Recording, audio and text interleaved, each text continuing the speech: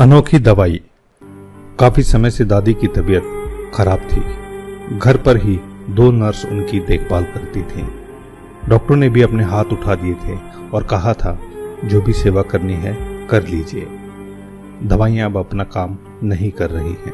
उसने घर में बच्चों को हॉस्टल से बुला लिया था। काम के कारण दोनों मियाँ बीवी काम पर चले जाते। दोनों बच्चे बार बार अपनी दादी को देखने जाते। दादी ने आंखें खोली तो बच्चे दादी से लिपट गए। दादी, पापा कहते हैं आप बहुत अच्छा खाना बनाती हैं। हमें हॉस्टल का खाना अच्छा नहीं लगता। क्या आप हमारे लिए खाना बनाओगी? नर्स ने बच्चों को डांटा और बाहर जाने को कहा। अचानक से दादी उठी और नर्स पर बरस पड़ी। आप जाओ यहाँ से। मेरे बच्चों को डांटने का हक किसने दिया है? खबरदार अगर बच्चों को डांटने की कोशिश की।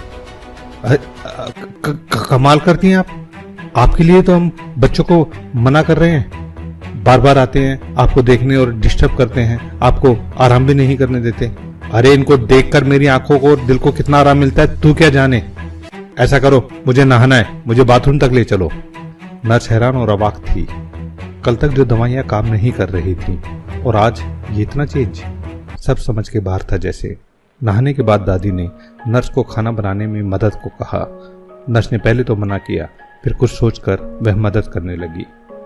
खाना बनने पर बच्चों को बुलाया और रसोई में ही खाने को कहा। दादी, हम जमीन पर बैठकर खाएंगे और वो भी आपके हाथों से। मम्मी तो टेबल पर खाना देती है और खिलाती भी नहीं। दादी के चेहरे पर खुशी थी। वह बच्चों के साथ बैठकर उन्हें खिलाने लगी। बच्चों ने दादी के मुंह से निवाले लिए। दादी की आंखों में आंसू बहने लगे। दादी, आप रो क्यों रही हैं? दर्द हो रहा है क्या? मैं आपके पैर दबा दूं?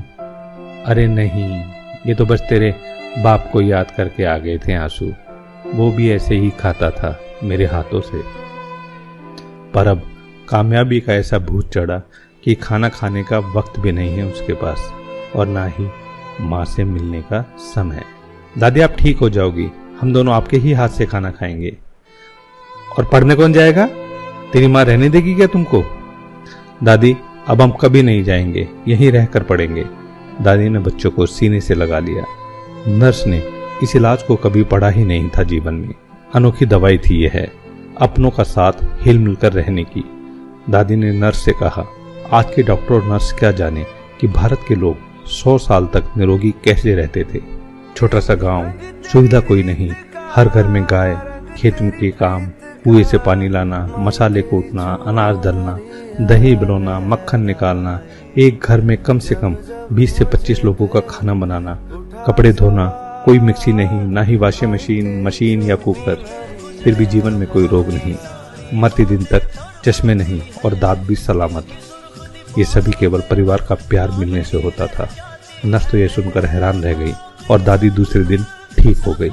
आइए बने हम भी ऐसी दवा अपनों की। अपने तो अपने होते हैं।